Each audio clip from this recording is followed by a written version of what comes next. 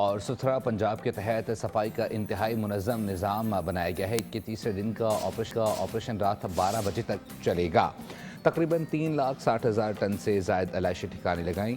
صوبائی وزیر بلدیات ذیشان رفیق کی لاہور انتظامیہ کے ہمراہ نیوز کانفرنس، کہا کہ ستھرا پنجاب کے ورکرز نے عید کے تینوں دنوں میں بہترین کام کیا۔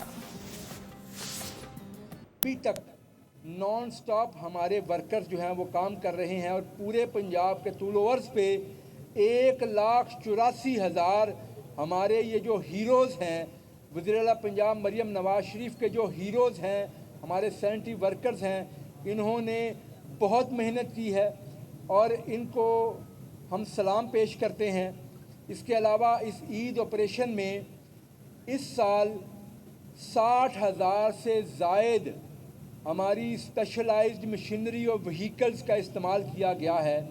آج تیسرے دن کا آپریشن گراؤنڈ پہ کلوز نہیں ہوا، وہ رات 10، 11، 12 بجے تک بھی چلے گا۔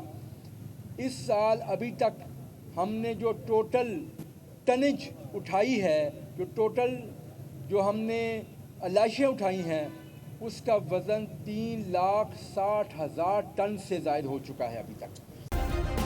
سبسکرائب کریں اور بیل دبائیں تاکہ کوئی خبر رہ نہ جائے۔